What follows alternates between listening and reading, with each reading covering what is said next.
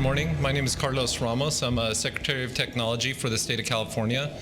I want to tell you, first of all, thank you for the invitation to be part of this event, this symposium, and for being particularly part of this panel. I do have to tell you, guys just freaked me out. So I'm used to going to a lot of conferences and doing sessions, but yeah, I've never had people actually come together and sit down without somebody hitting the gongs or clinking on the glass. So something different is already going on here. I get the privilege and the joy of speaking to you about the easy part of interoperability and being part of a panel that addresses that. And I guess I would say today we're going to talk about the hard part of the easy part, because we're talking about the as-is environment in the technology infrastructure in health and human services. That's probably the hardest part of the easy part. The easy part is, what it will be like in the future. And I think you have a panel that's going to speak to that tomorrow. So this part is actually, in my opinion, the easy part. I'd like to introduce myself to you. For those of you, I know that you're not all in state government. And then I'll introduce the panel to you and talk to you a little bit about how this session is going to go. So as I mentioned, I'm Secretary of Technology. What that means is I advise the governor and the rest of the cabinet on technology issues for the state. One of my roles is to set strategy for the state in the area of information technology, and really to guide how the state invests into technology for the purposes of running state operations and serving the people that are constituents to the state of California. In that role, one of the things that I get to do is I get to observe what's going on in the technology industry, and then try to glean from that, from trends and developments in technology, lessons that we can use and learn and apply in state government to make government more responsive and more effective in serving its constituents. The other thing I get to do is that I get to observe what's going on in consumers and in the personal lives of folks, and see what's going on demographically in the state, because that also can be very instructive when you're trying to set a strategy for technology for the state and for the state's technology investments. One of the things that has been very clear in the last, I'd say the last 10 years in particular, and I think most of you have experienced it yourself, is the consumerization of technology. And I ask you to just think about your own personal lives, the things that you do today and how different they are from even 10 years ago, or especially 20 years ago. And I think of everything from the way we get our entertainment, the way we listen to music, the way we make travel arrangements, the way we do our shopping, the way that we do our interaction with our banks. All of that is really greatly enhanced and helped through technology. And folks are just used to doing things in a very different way. I'll give you my own personal example. Not too long ago, I had to buy something online, so I went to Amazon. It was probably like a Thursday night, 11 o'clock at night or something. So I went online, and I was actually looking for a particular movie. So I went online, I was clicking around, I found the movie. So I was able to select the movie that I wanted, find out what DVD format is it in widescreen, is it regular screen? But a couple of interesting things happened. I ended up finding the movie I wanted. I clicked it, I bought it, paid for it with my credit card. The whole time I was sitting in gym shorts and a t-shirt in my own home at 11 o'clock on a weeknight. But what was interesting, and I thought, wow, this is the way people are used to things happening nowadays. While I was shopping, I got all kinds of recommendations saying, hey, we noticed you were on here before and you looked at movies about The Godfather. Would you be interested in Donnie Brasco? Or would you be interested in all these other gangster movies? They're really good movies, by the way. I would highly recommend them. But they gave me recommendations of other things that might be relevant to me. When I actually bought the thing, one of the first things that happened is I got an email back saying, hey, we got your order, you ordered this, just making sure, this is what you ordered. I thought, that's great. They acknowledged the fact that I went and purchased something, but it also told me, by the way, you should expect it to be shipped within, 5 days. You should be receiving it by this, by this date, and here's a tracking number so you can check it. I thought that's a very different experience than when people come and work with us in government, our customers in government. Very often, especially in the health and human services area, when people come to us, they have needs, and they have multiple needs. if they come in to apply for help or work through one of our programs, it's very difficult to apply online, first of all. It's very rare that people get to do that. Once they submit something to us, it may be weeks before we even acknowledge that we received it. And then we may send it back and say, oh, by the way, you forgot this, this, and that. And no idea of what other services we could offer them. And so what I thought is, this is a really good example of what people are used to in their personal and daily lives that we in government really should be learning from and trying to apply in government. So that's, as I look at setting strategy for the rest of the state, I think, that's what people expect in their personal lives. That's what they should expect from government, especially here in California, the home of the Silicon Valley. So as you look at our IT strategic plan, you're going to see that there's a lot of emphasis put on making government, one, more accessible to consumers so that they too can sit there in their PJs on a Saturday morning or late Thursday night and interact with us in government. To be more responsive so that when they do interact with us, one, they'll have the ability to do self-service. Two, they'll have an ability to interact with us in a very interactive way, so that they can know that they're being served, or that the information or applications that they submit to us are being received and addressed, and that they should be kept informed all along the way as to what is the status of their interaction or their transaction with us.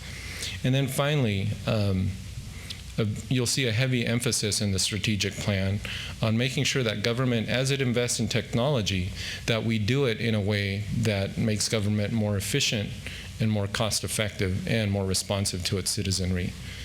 Now, all of that requires something. It requires, one, collaboration among government agencies, and secondly, an awareness that when we deal with somebody in government, in any of the programs, that we're not dealing with just an isolated customer. It's not like even Amazon. When I go in and buy DVDs, they'll offer me other stuff. They'll offer me books. They'll offer me, they know that at one point I was looking for some tool set. They offer me other tools and everything. We got to think the same way in government. We got to think about the entire needs, or the entire scope of interaction that we're going to have with consumer, and especially in health and human services. One of the things that I'm very proud to claim in my own background is that I actually came from the Health and Human Services Agency. And so I got to work a lot of years in there. And one thing that became obvious to me very early on is that if you have somebody coming into the foster care system, or you're dealing with them in the Medi-Cal field, or if you're working with them in the food stamps area or the EBT program, they're very likely have needs in other program areas within Health and Human Services. So in order to facilitate this sort of interaction with our consumers, there's got to be a couple of things. An awareness that we deal with folks on an enterprise basis, that we deal with them in multiple program areas, and that folks coming into the health and human services space may have need to interact with different programs. Secondly, we have to have the ability and the capability to actually have information exchange and go across those program areas so that we get a better overall profile of the consumer and a better ability to meet whatever needs that they have. And in order to do that, obviously, you have to have systems that can operate, effectively with each other, that can share information, and that can leverage services that are being built in one service area or one program area to the benefit of citizens. So that's really what this session is going to be about, is how do we leverage and how do we foster interoperability among the different technology systems that serve the health and human services area. You have some great panelists here. I want you to do something. This is going to be an interactive session, by the way. So the first chance of interaction is grab your folder like this, and there's something there that says speaker biographies. Write this down. Page 3, page 10, and page 12. That's where you can find their biographies. I'm not going to waste a lot of time on that part, because there's like 17 pages of biographies because of the accomplishments of these folks. But I will tell you this. We do have a great panel here. I'll start with introductions. First with Culp, who all of you have met and know is Chief Deputy Director of the Office of Systems Integration and also the Agency Information Officer. That means she gets to deal with me as the IT representative for the Health and Human Services Agency. Next to her, we have Cruz, Chris is the Deputy Director of the Department of Healthcare Healthcare Services and the Chief Information Officer for the agency. So he also gets to deal with me in the area of technology. He's the technology lead for the Department of Healthcare Services. And finally, Dr. Lynette Scott, who's the Chief Medical Officer for the California Department of Healthcare Services. So we're going to ask them to share, let me tell you about how the format is going to be. We're going to ask each of them to share some of their perspectives and experience, one in terms of what their role is within their agency, but also in terms of their perspective on the current environment within Health and Human Services around their technology systems, and how that can be a help or a hindrance to the issue of interoperability and information exchange. After that, after they each get a chance to speak, we're going to get to play a little bit of Jerry Springer here. I get to ask him questions. Maybe not Jerry Springer. Maybe Oprah. A male version of Oprah. So I'm going to ask him a couple of questions, and then we're going to turn around and ask you, or let you ask any questions that you may have. After that, towards the end, we're going to actually ask each of you some questions. So we're going to ask, as we've done in the previous sessions, we're going to have little discussion tables. We do have a couple of questions for you. Unlike other panels, we're not going to give you homework. It's going to be, kind of an open book in-class test and assignment. Okay, so one other thing that I wanted to share with you in terms of some of the things I get to do in my role that I think are very relevant here. One of the other things I get to do is I get to go out and commune with my fellow CIOs in other states.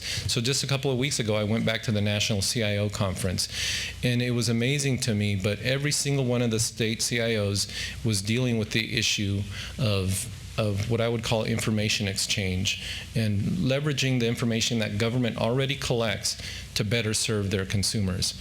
Each one of them was trying to figure out, how do we deal with legacy systems that make it difficult, first of all, to exchange information among systems, and secondly, how do we leverage the information we already have to turn it, or the data we have, to turn it into actionable information that gives us a better sense of what are the overall needs of our consumers. Every single state is dealing with that. As not surprisingly, the easiest part of that is the issue of dealing with the legacy technology. The harder part is dealing with the legacy attitudes and perspectives, which in many cases are bigger barriers. The issue of, can you actually exchange and share information, oftentimes comes down to more of a cultural and just habit. And this is the way we've always done things, and the data is here and the data is mine, and we're not going to share it with anyone. But every single state is dealing with that. You see, what I saw was states that are making some inroads. You'll be interested to know that primarily it's in the area of administering taxes. States are looking at, how do you develop information such as, wage data, employment information, information from their DMVs, information in a number of different areas to develop a better profile of the taxpayer so that they can do a better job of administering taxes and bringing in revenue. California is doing that as well. But there are plenty of other opportunities, and especially in Health and Human Services. So I think this panel is going to be very interactive. I think it's going to be very interesting to all of you. Although these folks are going to talk about the systems, I don't think it's going to be a technical or techie discussion. I think it'll be more about the challenges and the opportunities that are available to us. So with that, I'm going to ask Shell, since you're on the far end, if maybe you would start with a couple of comments for us. Without saying whether my job is easy or hard, because it's both of those things at different times, I would just first kind of say that I've been incredibly lucky to have walked into a position where so much groundwork has been laid by the previous incumbents, including Carlos. He used to have this job, or at least used to be the agency information officer. So there's been a lot of foundation that has been put in place for me to work with. Not wanting to be one of those people that is sort of a rip and replace kind of person. I think you probably picked up from my presentation yesterday.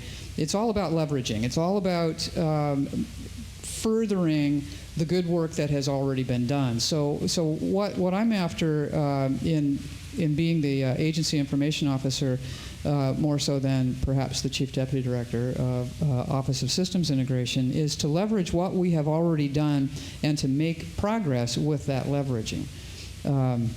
So what we have already done, and this is with the help of Carlos's agency, is to implement the capital planning process for IT projects in a way that helps us understand what our infrastructure looks like and where we want to take that. So it helps us shape where we want to go by knowing what we have. And what we have is, as you remember from my presentation yesterday, is some spaghetti. We have hundreds of systems that aren't necessarily all connected with each other, that replicate data across all of those systems. Nobody is sharing that same information. And we recently have some examples of some systems that have newer technology, but we haven't identified the opportunities for sharing that technology yet. And if you'll also recall from my remarks yesterday, remember Robert Fulgham, the guy, everything he needed to know he learned in kindergarten? The first point was share everything. The second point is play fair. And fair sort of implies that you have some rules and you know what they are. So I would say that that's our probably biggest challenge is what are the rules for playing fair, and how do we get everybody on that same page, and how can we all get there together? So I would turn that over to Chris now.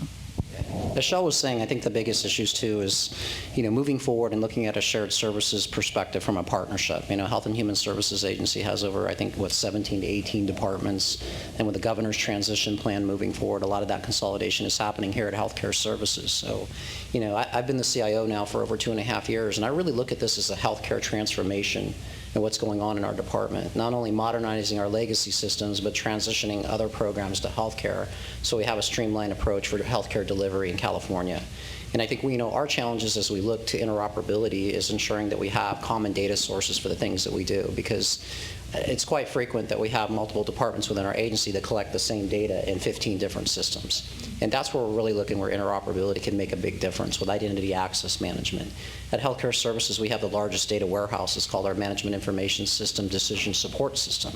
And that collects data on providers, on Medi-Cal providers, on managed care providers, on IHS providers. So there's a plethora of data in there. And the key is how do we give accessibility from an enterprise perspective and how we utilize that. So those are some of the things we'll talk more about today is interoperability, identity access management, and how we move some of those technology solutions forward to align with the IT needs of the business. And I think that's where the critical competencies come in.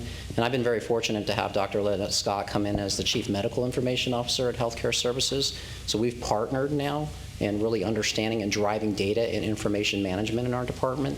And I think that that's been key in helping us build the necessary partnership to convince our business peers that this is the right thing to do, because we need to break down those barriers. And that makes sense. It's both from an efficient perspective and a cost efficiency perspective.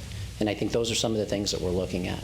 And I think moving forward, too, the federal government is forcing us to think in terms of data linkage, in terms of collaboration, and how they disperse money to California and how we're using those dollars. And that's in the form now of audits. That's in the form of ensuring that we have frameworks in place to ensure that we're basically addressing the 7 standards, terms, and conditions that they've laid out. So it's a great opportunity to be part of a transformative era where there's lots of issues and challenges. There's opportunities to be more efficient and effective, and that's working together with my fellow peers at the CIO level and also at the business level.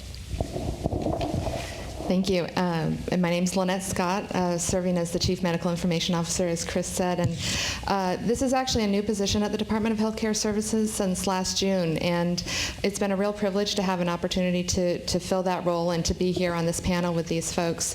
One of the things I had an opportunity to do prior to that was to serve as the Interim Deputy Secretary for Health Information Technology at the Health and Human Service Agency, which meant that I had a responsibility around all of the different programs that were part of the HITECH Act, where HITECH is Health Information Technology for Economic and Clinical Health Act. Thus, HITECH is a lot easier to say. So there's a lot of activity under that grant that's really been focused on the private side, so to speak, what's going on in healthcare, adopting electronic health records and bringing technology to the healthcare environment. And having been a practicing physician and worked both in a paper process and an electronic process, if I were practicing today, I wouldn't want anything other than an electronic process, because part of what that brings is the decision support, the reminders, the history, being able to look at the trends. What are all those pieces? And when I was a Navy doctor, one of the things that we had paper. So, the sailors would carry their paper charts when they went to place. But we did have, within at least the regional geography, electronic labs, pharmacy, and visits. And if we could see that, even if they forgot the paper chart, you could get about 80% there on their medical history just by their pharmacy, their labs, and their visit history.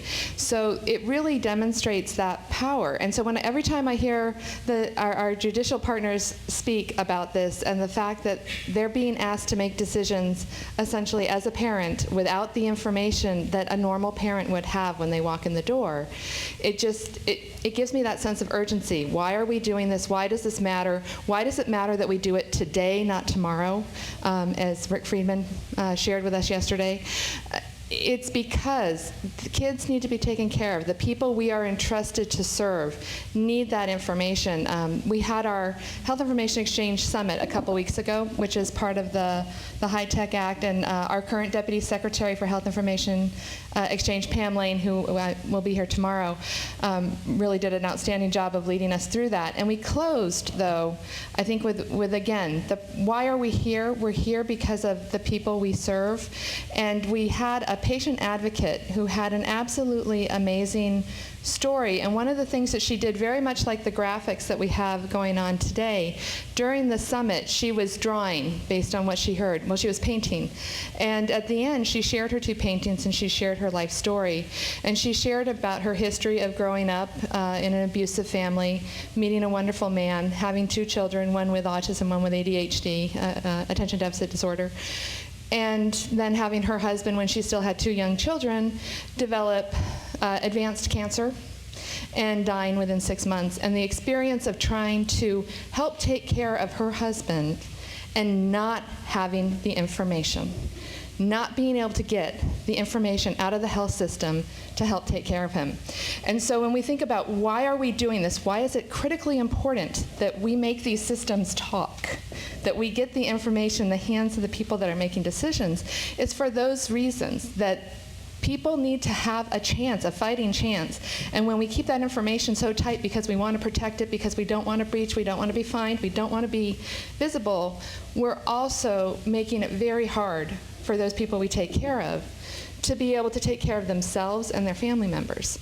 And so that's kind of why I'm so privileged to be here, and we're going to get into talking about the details of what it means to make these systems talk. What are the barriers we've identified? We've done a lot of work around these areas, but one of the things that we're hearing both nationally as well as here in the state is that focus on our consumer, the patient, the customer, the member, whatever the right word is. And one of the things to keep in mind as well, we are all patients. And I'm quoting Pam Lane on that one. But we're all patients. We're all part of this system. We all get experience from it. And when it doesn't work, it's hard for us. So whether you've been a foster parent or you know people who have been foster parents, those folks are the folks that we're trying to help, as well as the children, so that they can be a productive member of society going forward. We want people to have a chance to be healthy. So that's why we're here and why we're working on it. So thank you. Okay, excellent. So now I'm going to ask, I guess now comes the Jerry Springer part. I'm actually going to come down into the audience. One, because I think the audience is going to have some questions. And then 2, I don't want to get hit by any chairs if you guys get in a fight.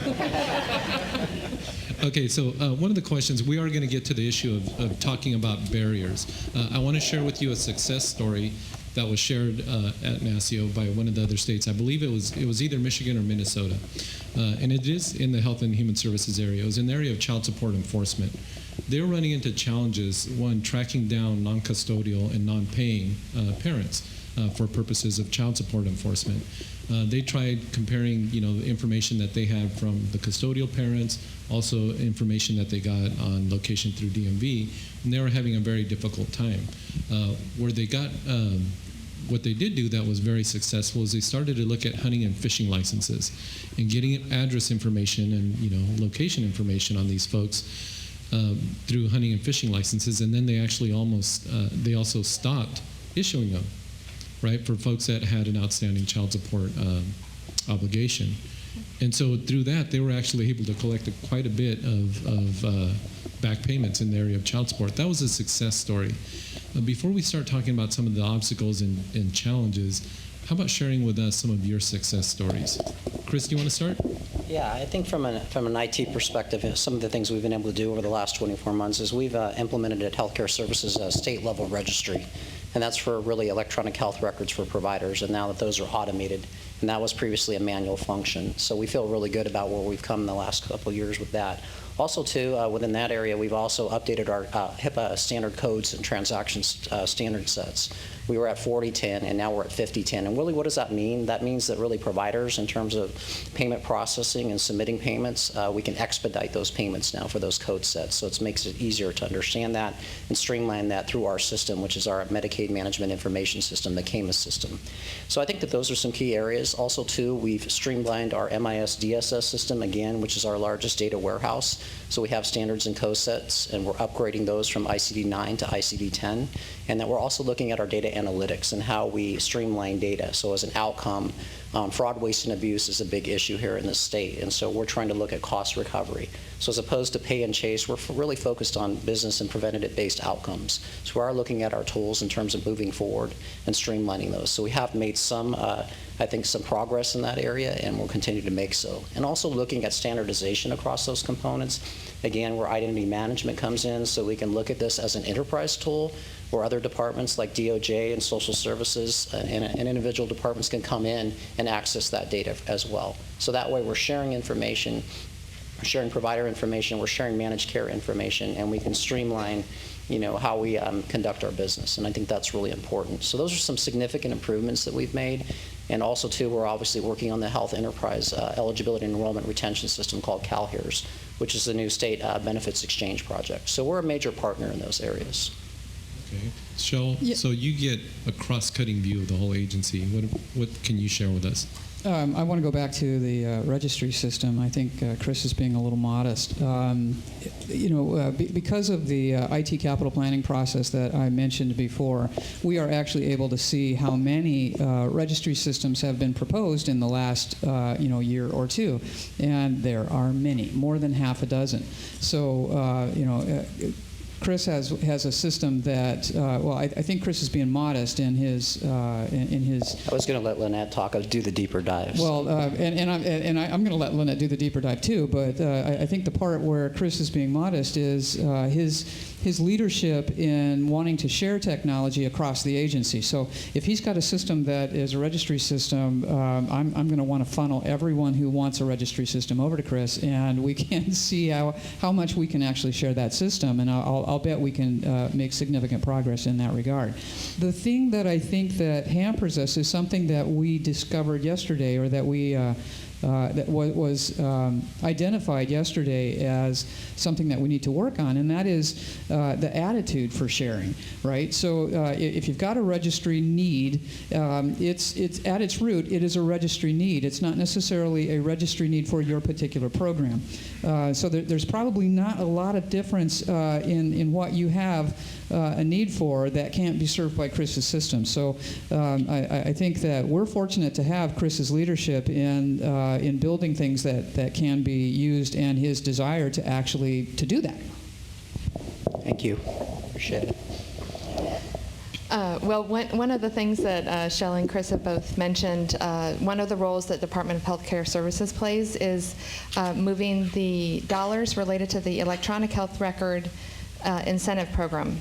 And so this is, again, part of that High-Tech Act, and Raul Ramirez in the back is our chief over that area, and he's really done a tremendous job with his team. And to date, we have had over $1 billion federal dollars come to hospitals, critical access hospitals, and Medi-Cal and Medicare providers in this state for adopting electronic health records. And that includes the Medicare program, the Medicare Advantage, and the Medicaid programs around EHR incentive payments. And that's a tremendous investment. And we do often have this, on the one hand, we're really excited. That's over $1 billion to help advance technology and help create that tipping point of changing the healthcare environment. On the other hand, it's a drop in the bucket. It was never meant to pay for the whole thing. It was never meant to cover all the bases, but it was meant to be an incentive. It was part of the American Recovery and Reinvestment Act, and it's been doing that. It really has been changing the landscape and the expectation. One of the things that Carlos mentioned, the way we do our shopping, the way we book our travel, it's different. People have a different expectation. Folks that are going through medical training, whether it's nurses, medical assistants, doctors, et cetera, they're used to doing that too. And you don't want to do that at home and then come to work and have to write in a paper chart where your handwriting gets cramped and everything else because you're so used to using a touchpad or a keyboard. It's the same thing when we come into then work in the medical environment. So while we're going through a huge transition, and no doubt everybody who's managed a project where you go from paper to automation, it's a huge transition with change and fear and all those kinds of things. But it is happening, and it is creating that tipping point. So that really is, I think, a really tremendous piece. Another aspect tied to that is looking at opportunities around enhanced federal funding associated with our EHR incentive program, as well as associated with our Medicaid information technology architecture, MITA, that has been mentioned before, because both of those have opportunities for enhanced funding. And just to highlight, one of the areas we've been successful there is that we did receive funding through that program to help the Department of Public Health upgrade the immunization registry, so that we might go from 10 regional registries that don't talk to each other to having a statewide system. And I know you all would like to have the immunization information on those foster children as well. So we are, I think that is a huge success. It's underway. They're going through the requirements development process and those aspects of doing an IT project. But that is a huge piece, and partly I think because we're moving money that is including funding from our federal partners, from our Medicaid agency, from our public health. It's bringing all those pieces together, and it's crossing some of those barriers, because we were able to identify to say, yes, it's okay to have a part of the funding come from here and a part of the funding come from there. It creates a whole, and that's been one of the barriers that's been identified before, is how do you make funding work together? So from that perspective, I think that's another way that it's been a huge success. And so we're really looking at our Medicaid information technology architecture, and really appreciate Chris's leadership around the technology arm around that.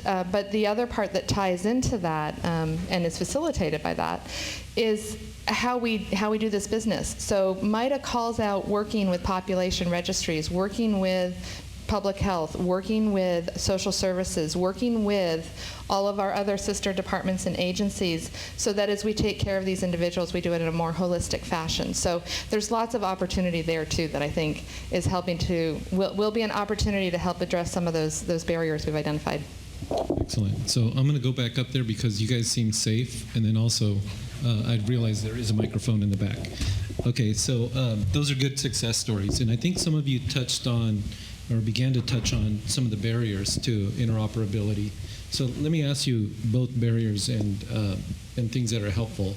So, you know, the goal obviously of system interoperability is systems that are able to share information, and then also systems that are able to leverage capabilities or functionality that already exist in some of the other systems. So let's talk a little bit more about what are some of the barriers to that you've experienced, and maybe some of the things that can really help further those goals. Sheldon, you want to go first? Yeah, I mentioned it already, and that is the rules. What are the rules for sharing those kinds of things? And you know, it's not a trivial matter, but it's also not an insurmountable challenge. It's one of those things where you know, you have to. And I'm guessing here because obviously we haven't been able to pull it off yet. But you know, my thought is that you know, we have to first you know, make sure that we're all in lockstep together, that that this is the stated and committed goal, and that we are working to find ways to share things instead of finding ways to not share things. So we have to first have that common goal. But then once we have that common goal, I think we have to understand that it's going to require some sort of structure. I'm trying to avoid the word governance because it seems to be kind of scary for some folks, but it's going to require some kind of structure. So when Chris has a service that he is willing to share, and you want to share that service from him, then you have to play by those rules. And if he's going to change that service for some reason, he has to be mindful of the other people that are already using that service, whose lives could be changed by his changes. So that it seems simple. It's proving to be a little bit more complex than what I just laid out, but it's not that we're not making strides in that regard. We have. Before we knew that we would get this grant, we already knew that we would have to have some sort of structure in place to be able to share things.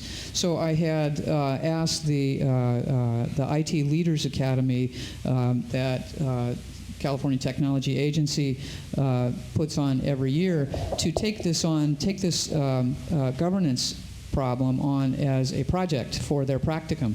And they have actually delivered a model for the technology layer of the governance process that puts us ahead of the game in terms of a straw model. So the work that we do here at this symposium can already be jump-started a little bit by that model that the IT Leaders Academy has come up with.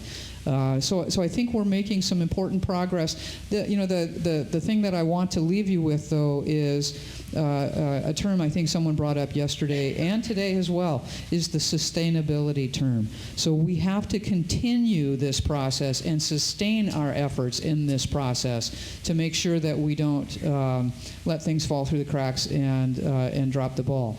Because changing the way we think is not a one and done kind of process. It's an ongoing process. It can take, I just kind of want to prepare you all. It can take years. And so I'm hoping to at least passively extract a commitment from all of you that you're in it for the long haul with us, because it's going to take a little time. But we're committed to it and hope that you are too. So, Shel, I wanted to kind of ask you, but maybe we'll use this as a question for the audience and maybe a threat for the audience.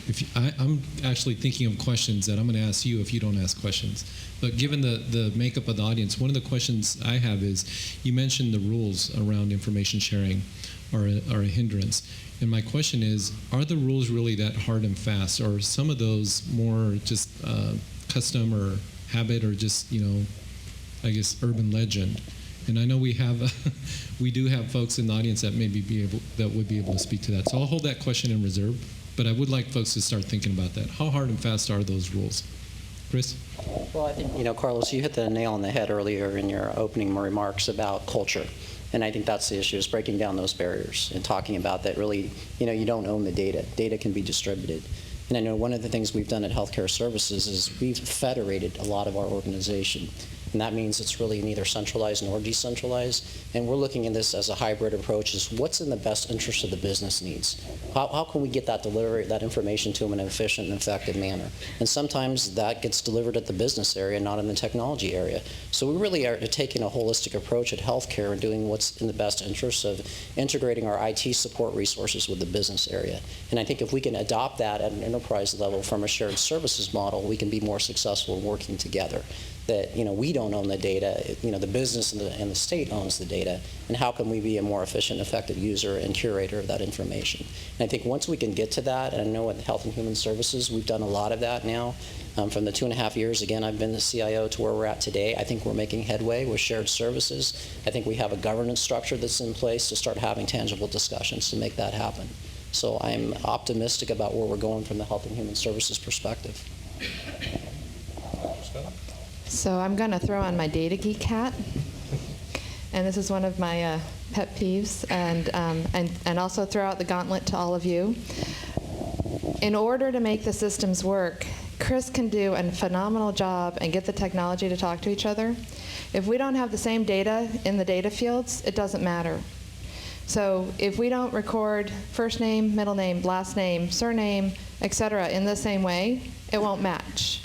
If we don't capture social security numbers that are social security numbers as opposed to some other number, or used by multiple people for the same number, it's not going to match. If we want to look at how we're doing and looking at disparity and say, how is this working? If we collect on the 220 ethnicity, if we collect on the eligibility form race, ethnicity in one field, if we collect on the vital records race, ethnicity as separate data fields as prescribed by the Federal Office of Management and Bureau, it's not going to match. So one aspect is making the technology work. The other is making the data match. Literally, does the data field definition mean the same actual thing? And so right now, because we've grown it over the years, they're all different. You know, the forms are different whether we go within Health and Human Services. When we were talking earlier about, well, what data would you like to exchange? And LA County said, well, what do you have? Well, one of the things we quickly queued up, though, is if we want to look at the hospital discharge data, there's a key data field they don't have that would be required to link to these other data sets to get it there. So yes, they may have great data about emergency department visits that you would really like to know as you're looking at those psychotropic meds, but we may not be able to link it to the information you have, so it may not matter. So we've tried, and that's kind of the global we, because I know we've had policies over the years. Somebody cited one of those back to me. One of our previous secretary, Kim Belshea, when she was the director of the department, there was a policy statement that says, here's core common data elements that we're all going to use so that we can link all of our data sets. They're not in use. That was over a decade ago. And every time folks want to think about, you know, statutory requirements, regulatory environment requirements, again, they're not necessarily going back to a similar standard. So one of the things that I think the EHR incentive program is doing is pushing some of that standards under HIPAA. And remember, HIPAA is Health Information Portability and Accountability Act. It doesn't actually say privacy in its name. It's about how do you move information in a standardized way. And when we have Medicaid Information Technology Architecture, which is one of our major frameworks, it's a maturity level of 1 to 5. 1, it's manual, separate, siloed, your own proprietary special, because we're special in California, standards. 3, though, by the time you get to a mid-level 3, you're using national standards so that it will actually be able to interoperate. So if we get the technology connected, the data will actually mean the same thing. Now, the challenge has been some of those standards are being agreed to as we're building the systems, which always is fun. And we're playing catch up, but we have made a major transition to 5010. We are all getting ready to get ICD-10 done in the next year and a half or so. That work is underway, but it's broader than that. ICD-10 is just the diagnosis codes. There's all those other data elements, and we'll talk more about NIEM, National Information Exchange Model, which says record the first name this way, the last name this way, the age this way, the address this way, because otherwise it won't match. So I think that's one of the major barriers to interoperability. Some of it is ingrained in the forms. So the challenge is, what is the process to change the form so that we do it the same way? Some of it's ingrained in statute and regulation. So which statute and regulation do we have to change to make the data be the same? And then we've got to make sure we're working really closely with our IT partners to make sure that we have the data system changes, because those are all database changes. And system interface and education for the people collecting the data. So it's not simple. I worked previously in the vital records area, and we were trying to just reconcile race and ethnicity collection between birth records and death records. And that was a year-long project. So it's not easy, but we have to keep that one really at the forefront and at the front end before we build the technology systems too far, because otherwise we have to make adjustments. So I've heard that called semantic interoperability. I guess that's a term of art for the idea that the data in particular data fields needs to be able to be matched up. I can't help but believe part of that also is a result of these systems being developed over time as separate standalone systems meant to serve only a single program, or at least that was the way they were designed without a view of it from the enterprise. So I'm going to ask you one last question, and then we're going to turn it over to the audience. And like I said, if you don't ask questions of us, I'm going to ask questions of you. And I especially feel sorry for those of you that I know. So I'm going to pick on you first. Okay, so here's my question. And it's back to the issue of these legacy systems that we have that oftentimes were designed without thinking about things such as as interoperability, or how do you serve collaboratively or comprehensively the needs of consumers that cross multiple program areas. So what systems do you see coming up in the next couple of years that present an opportunity, either because they need to be modernized or replaced or in some form or fashion tweaked? What systems in your areas do you think present opportunities to really further the goal of interoperability? Want me to take that? I'll take that. Obviously, they're all at healthcare services. Well, most of them. I think Carlos, obviously, again, talking about the CalHER system, which is the California Health Eligibility Enrollment Retention System. I think that's the key system in healthcare, and that's where interoperability is starting to standardize across common data sources. And that's an area, obviously, that healthcare services is very involved in, as is OSI and our partners that cover California, as well as social services. So I think that's starting to have the conversations about consolidation of data, looking at functionality across systems. And the other area, too, is our meds modernization. Our meds modernization is our Medi-Cal eligibility data system at healthcare services. It's the largest Medicaid system in the country, state Medicaid system. And so one of the things we're looking at is modernizing that system, but we're going to take a different approach this time. As we look at business rules extract and the business requirements, we're going to take a look at what existing systems that are in place today have the same functionality that meds provides. It's a 40-year-old system. So as opposed to re-engineering the same old song and dance as we've talked about, we're going to leverage other functionality within other systems and maybe streamline or downsize meds. So I think that that's an opportunity for interoperability. It's an opportunity for more data sharing as we look at data governance across the health and human services domain. Our other system that we're also modernizing at the same time is our Medicaid Management Information System, our CAMIS system. And we're going from a legacy system now to a .NET and web-based application for ease of use. So we're looking at that in terms of how those systems work, how they interact, what the integration components are, and how data is getting shared across the organization. With the whole goal in mind is streamlining services to our constituents and the importance of doing that. So as we put all of that together, we're looking at our MIS DSS data warehouse as being that data hub for the agency. And that's where I look at interoperability not only from a data perspective, but from a management access perspective. And I know right now we're working on an identity access management solution at healthcare services, and we're looking at partnering with our agency brethren, but also other departments in the state to see what their solutions will fit. As Shell talked about, sustainable and repeatable solutions are very important. Technology is very expensive, so we want to basically see if we can sustain solutions that already work in-house without going through another arduous process, because technology is complex. These systems are complex, and it takes years to do this successfully, and you have to have strong executive support to do it. So I think if we're working together from a team perspective, from a partnership perspective across our agency, we're going to be more successful in streamlining our systems.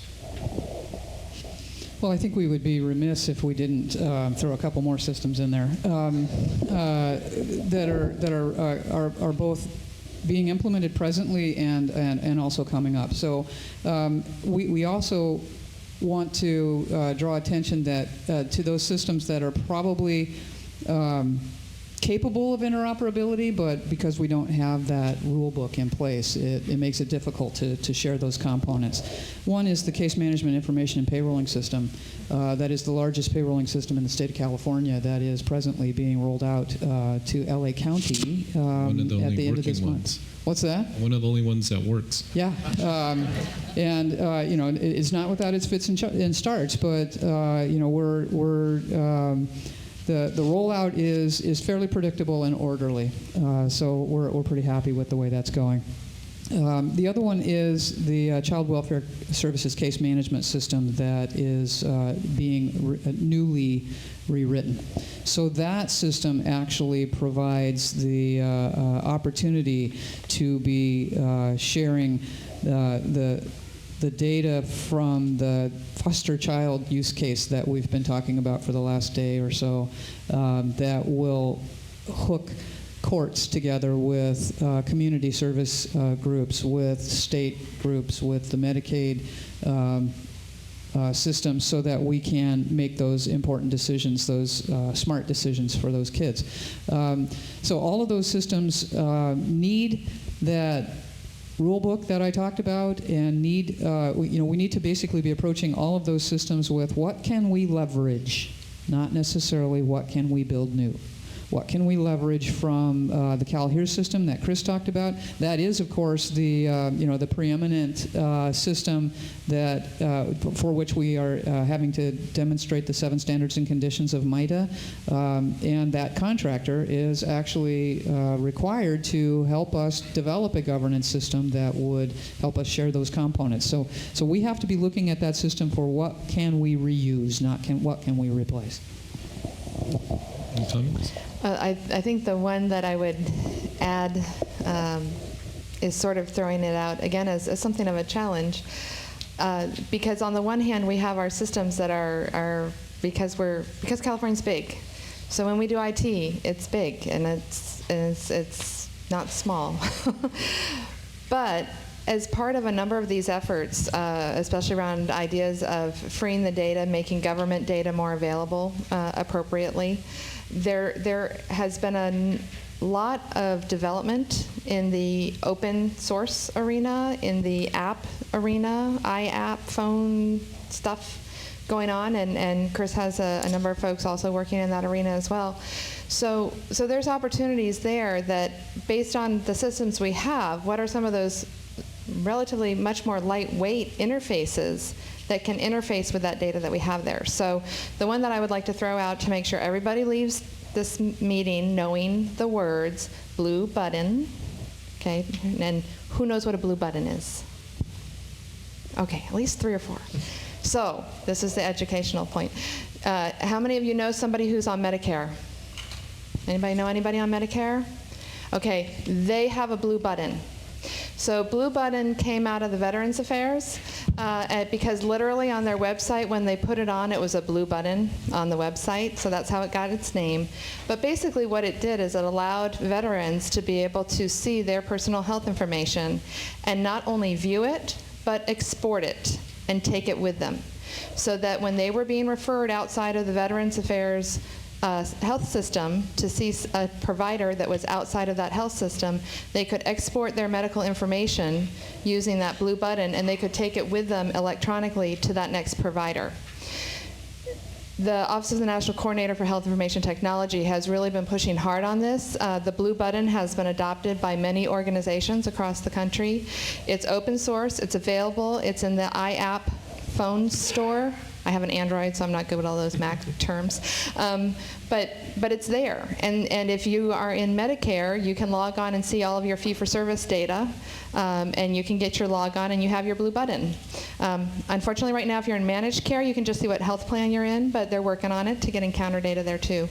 But the idea of being able to have access to your personal health information, it's one of those requirements of HIPAA that if you request the information about yourself, you're supposed to be able to receive it.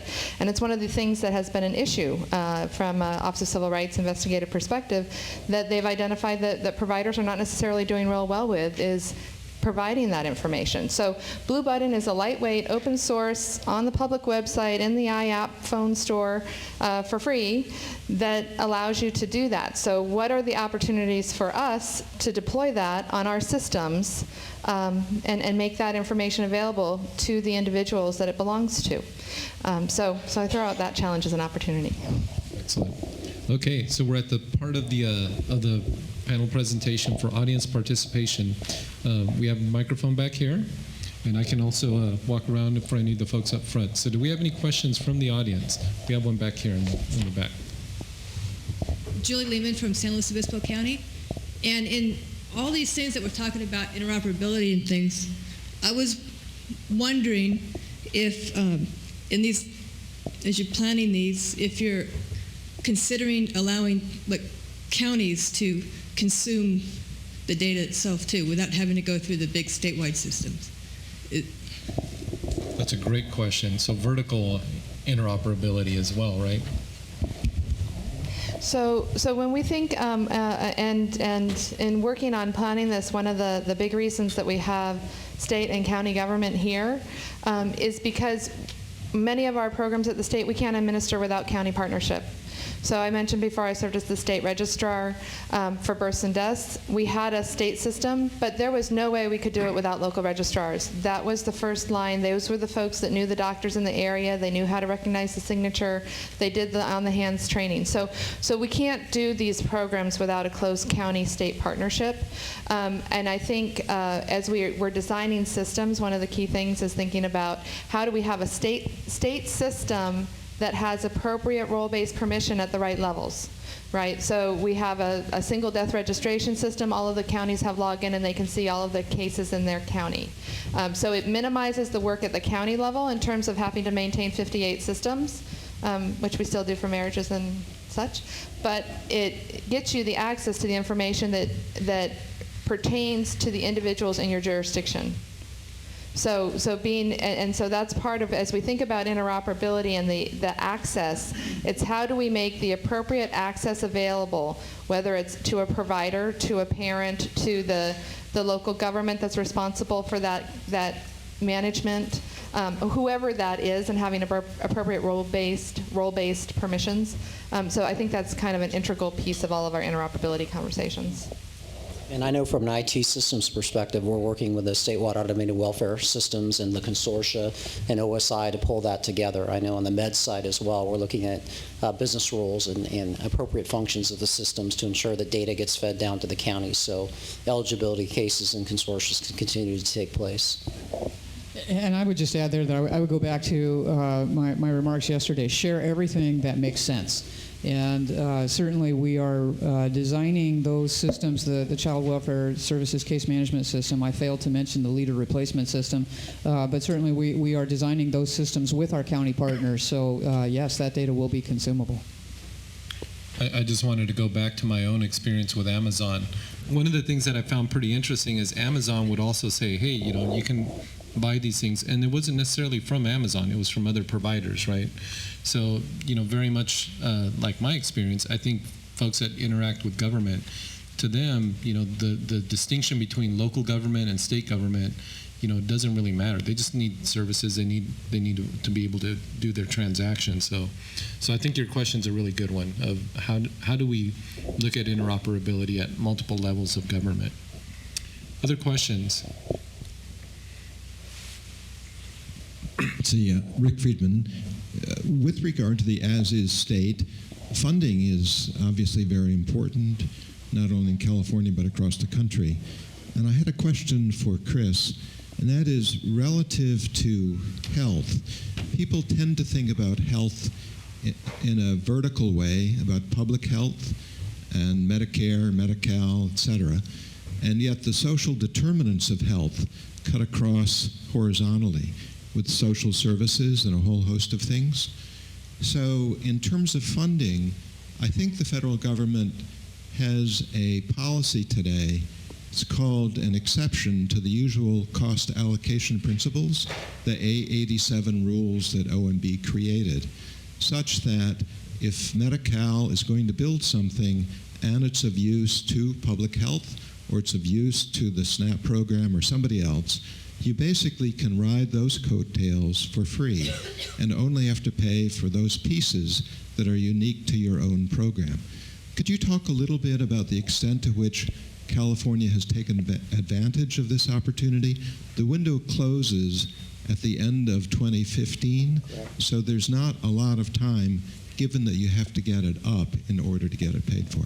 Yeah, I'd be happy to answer that question. I think one of the things, Rick, we're looking at obviously is, as you talked about 887, and Sheldon mentioned the 7 standards, terms, and conditions that CMS has put in front of us, is DHCS has embarked on an enterprise architecture framework that's based on the Medicaid information technology architecture that Dr. Scott mentioned. And we're starting to have those conversations and been having them with our sister partners as Department of Public Health and Social Services on how we can integrate and combine data sharing. Because we understand that sustainable and repeatable solutions is the way that we need to go.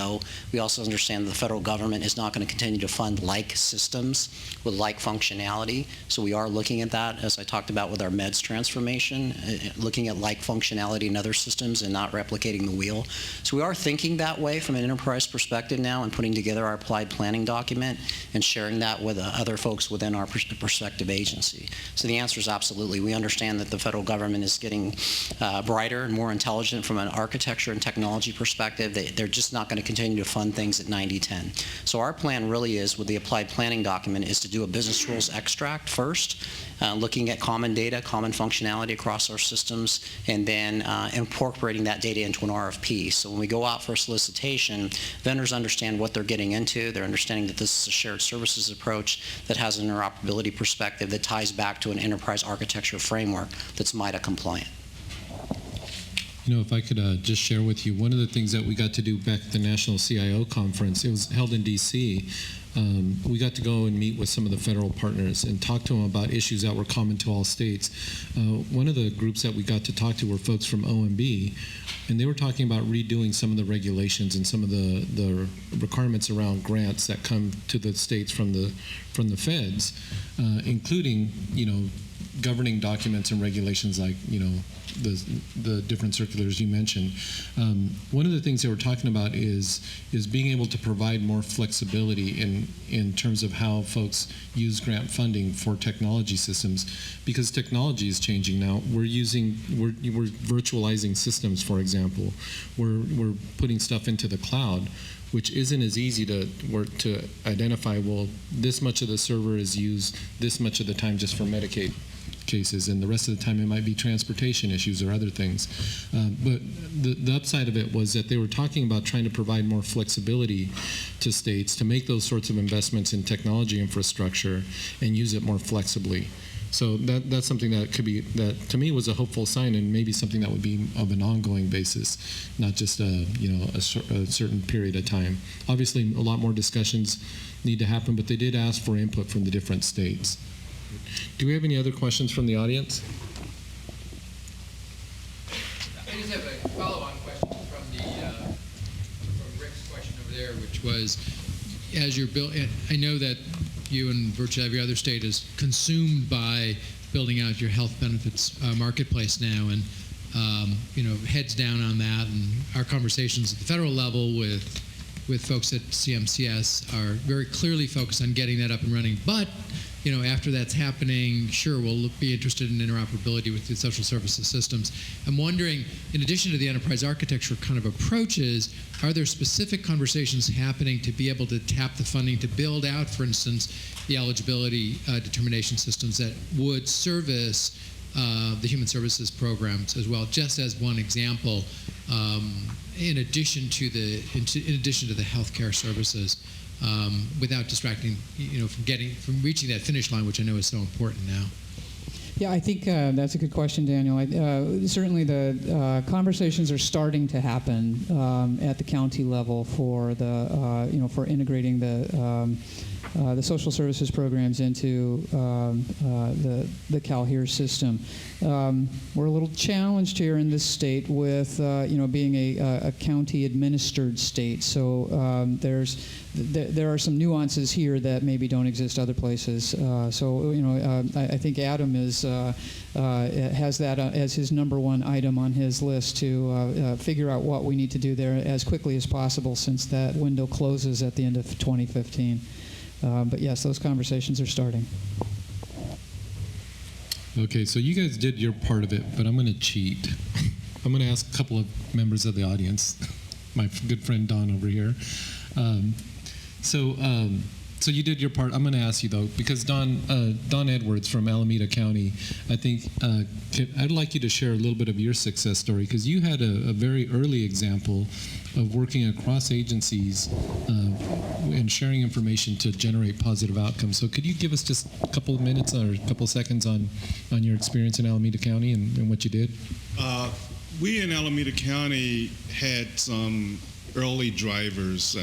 The need to move people from from welfare to self-sufficiency, and a need to understand where our kids were in child welfare.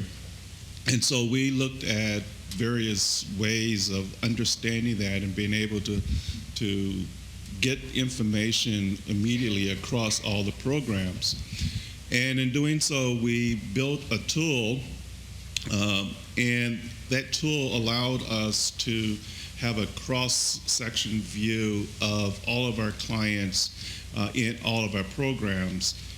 Our welfare system, our child welfare system, our adult and aging system, juvenile probation, we have school data, housing data, and a lot of other systems that allowed us to see clients over time throughout our systems. And the big challenge, of course, was getting all of the various departments to agree to let that information reside in one place. And in doing that, of course, we went through our county council. We leveraged work from Judge Nash. We used an awful lot of references from courts that showed us the way in the ability to share information and to do it in a way that was appropriate. And it's an ongoing process, something that continues to this day. We're still talking about additional information, more information from schools, for example, that would help us understand how kids actually move through the system and their status at any given time. And of course, the proof of concept where we are focusing in on the JV 220, the one document that everyone has to touch in order for this child to have the appropriate treatment. So that's been our experience at this time, trying to pull information together, trying to have the ability to see across programs everything about this child, not just that they are in our system, but they have siblings, they have family members who are receiving other benefits. It aids in the linkages program where a child has been removed and their parents are going through perhaps drug rehabilitation, but on the other side of the fence, that parent is no longer in the welfare to work program because they're in the rehabilitation program, and so their benefits get stopped. And having the ability to see that in one place changes the whole family and allows for a smoother reunification of that child. Thanks, Don. Thanks for letting me put you on the spot. I know I was quite impressed when I saw that. Okay, so now we're going to go back to audience participation time. Michael, are the questions up in here? Or? Okay, so what we're going to do is we're going to ask each of you at your table to have let's say about a 10-minute discussion on a couple of questions here. And actually, what I'm going to do is I'm going to have you focus on just the bottom two questions here. I'd like you guys to talk about these. The first question is, from where you sit in the program area and in the job that you have, from your perspective, what one system, or what is one system that would benefit from modernization with an eye towards interoperability? And then secondly, what one improvement, if you had to pick one, what improvement would you make that could be accomplished within the next 2 years and that would have a meaningful return on investment? So let me ask each of you at your tables to talk about that for, let's say, 10 minutes, and then at the end of 10 minutes, I'd like to hear from you.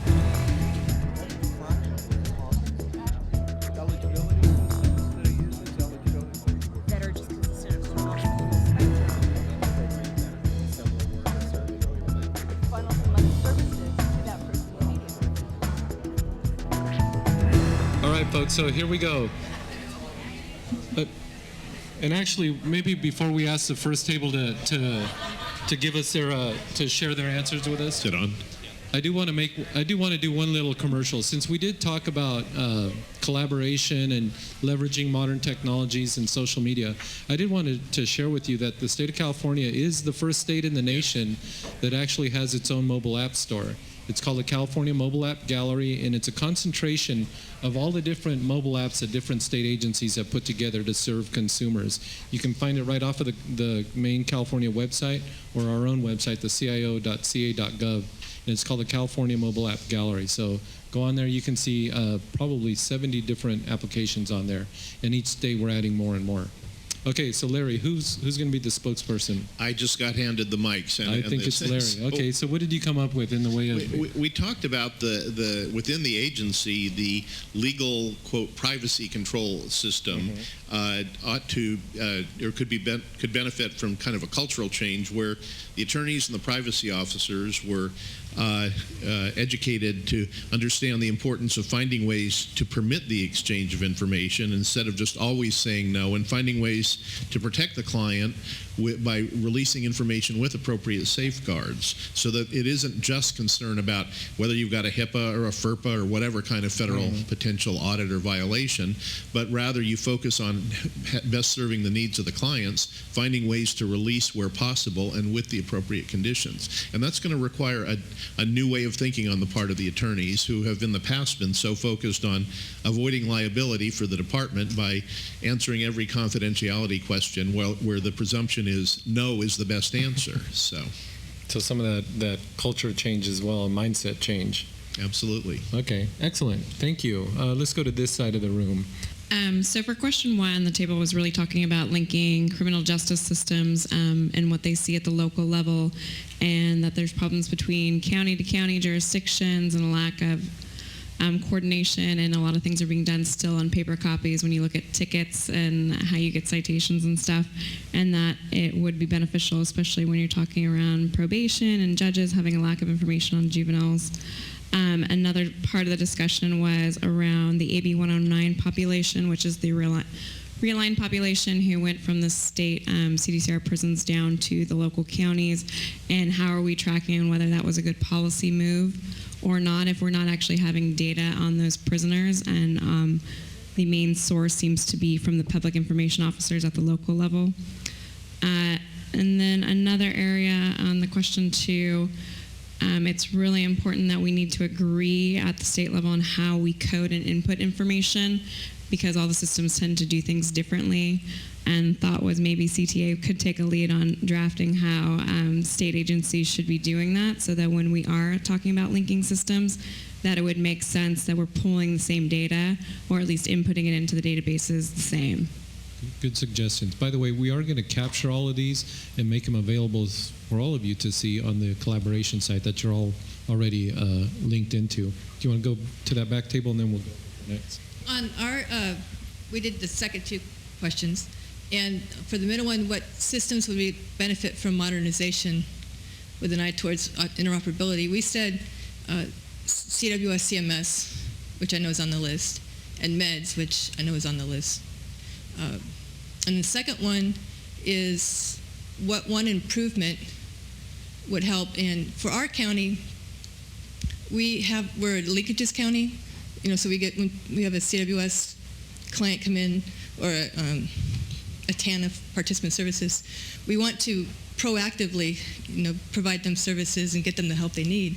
And one way we do that is we take data from CWS CMS and from our CalWIN system. And an improvement that we'd like to see is to get that data real time.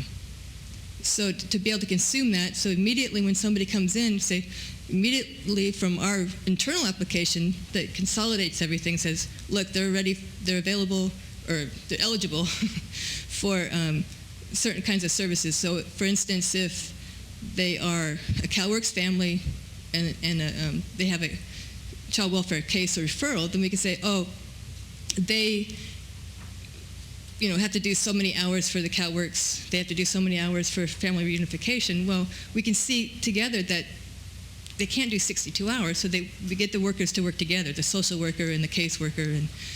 But real-time access to that data would tremendously help us in all kinds of things like that.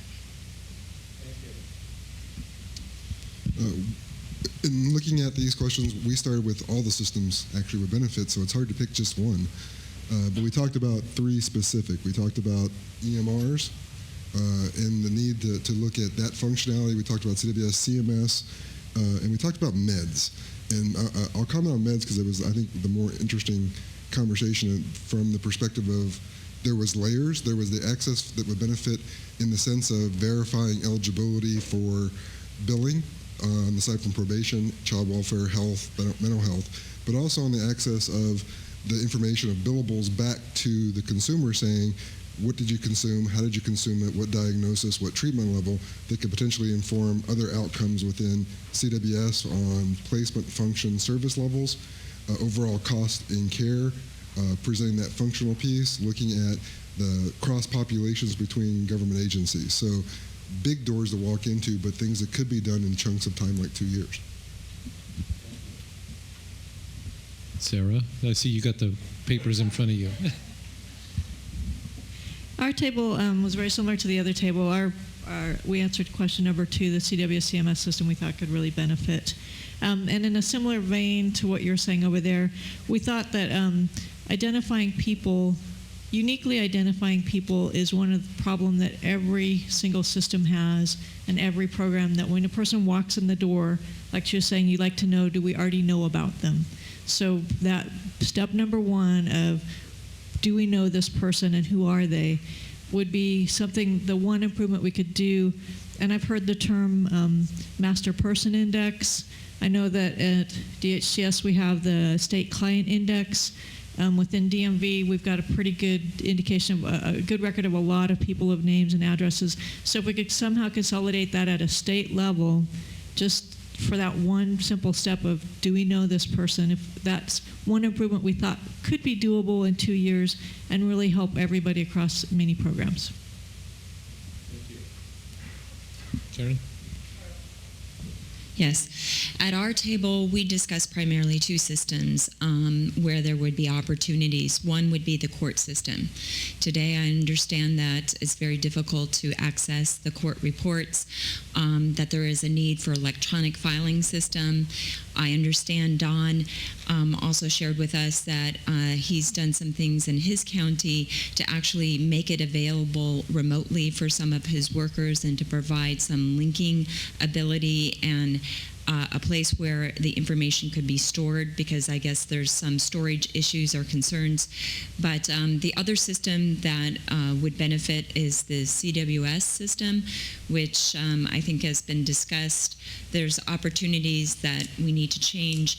Also, why is the county having to take the lead on making some of these changes and having to do some of the heavy lifting? We shouldn't be operating in our silos, that we should be working together. And also, when technology is developed at a higher level and then when it's pushed down to the county level, the technology is often changed. So, bringing on board everybody sooner, having the discussions, and also the attitude and making the change. We need to simply, figure out what are the challenges, how do we remove those obstacles so that we can make it available. All right, thank you, Karen. So we are at the end of our time. I know the other tables had ideas as well. What I would ask you is make sure that your pads or your written up responses, that put them at the center of the table so we can collect them. And again, we will make these available to everybody through the collaboration site. I just wanted to say thank you for the invitation to be here. Please join me in thanking our panel for their presentations. Also, thank you to the Alexan team and the Stewards of Change for facilitating this symposium, and the Health and Human Services Agency for your leadership, and you, the audience, for being great participants.